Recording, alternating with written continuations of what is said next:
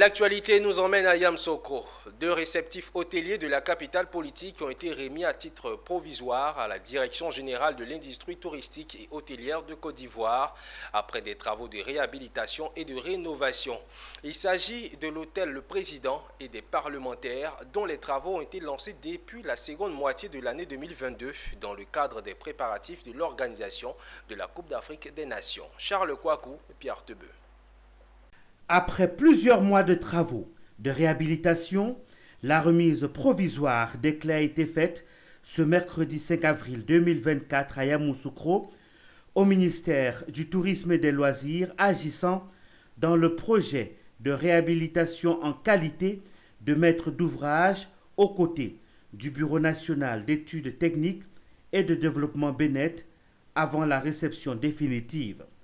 Ces deux hôtels sont les plus grands complexes hôteliers de la capitale politique de la Côte d'Ivoire. Ils ont été prévus pour accueillir les équipes et supporters dans le cadre de la Coupe d'Afrique des Nations de football CAN 2023 qui s'est jouée en Côte d'Ivoire. L'État a décidé depuis 2020-2021 de procéder à la rénovation et à la réhabilitation des établissements patrimoine hôteliers de l'État dans le cadre des préparatifs de l'organisation de la CAN 2023.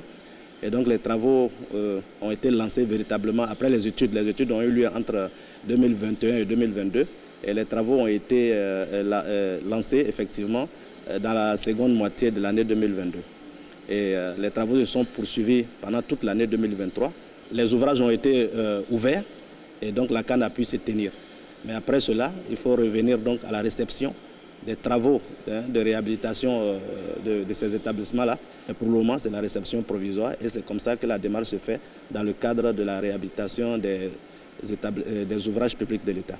Ces deux hôtels font la fierté de la capitale politique ivoirienne. L'hôtel Président de Yamoussoukro a été créé depuis 1980 par le président feu Félix Houphouët-Boigny et l'hôtel parlementaire, lui, un peu plus tard, en 2006.